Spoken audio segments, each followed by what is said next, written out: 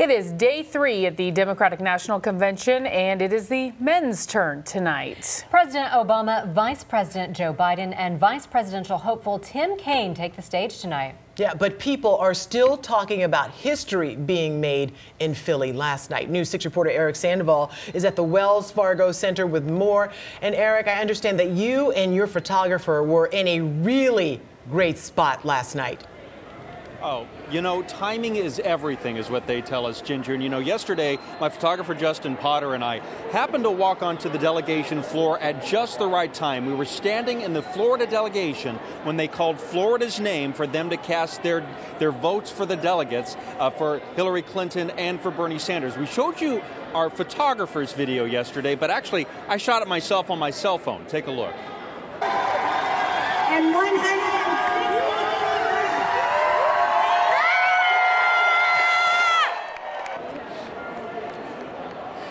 It's a totally different vantage point there. You can see the huge crowd of the Florida delegates. So many people, you couldn't see the woman who was actually announcing the delegate vote for Florida. In the end, the bulk of the delegates, of course, 163 of them went to Hillary Clinton, and she ended up being the official nominee for the Democratic Party. Now, we asked the delegates about the split in the party. They told us they're confident that the party will move on as one. What about the infighting, though, with Bernie Sanders supporters? They will come along. Yeah, you're confident of that? Yes, I'm very confident in that.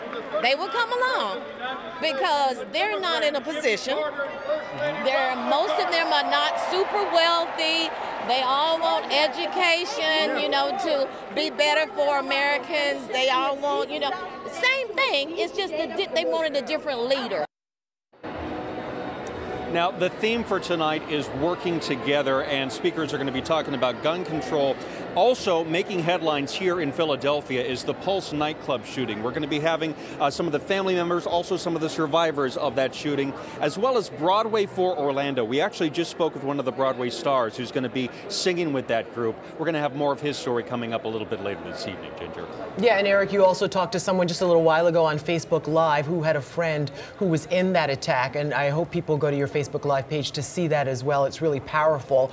You also mentioned you were going to the Florida delegation breakfast this morning because you were promised a special guest. We can't wait to hear who it was.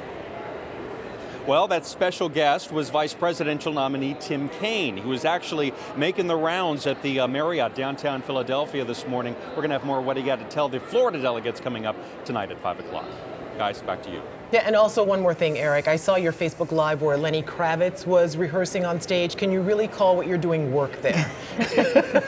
Yes, we can. Yes, I know. It was work doing a Facebook Live to Lenny Kravitz today. Oh, boy, yeah. It was hard work. My heart goes out to you. Good job. Thank you, Eric.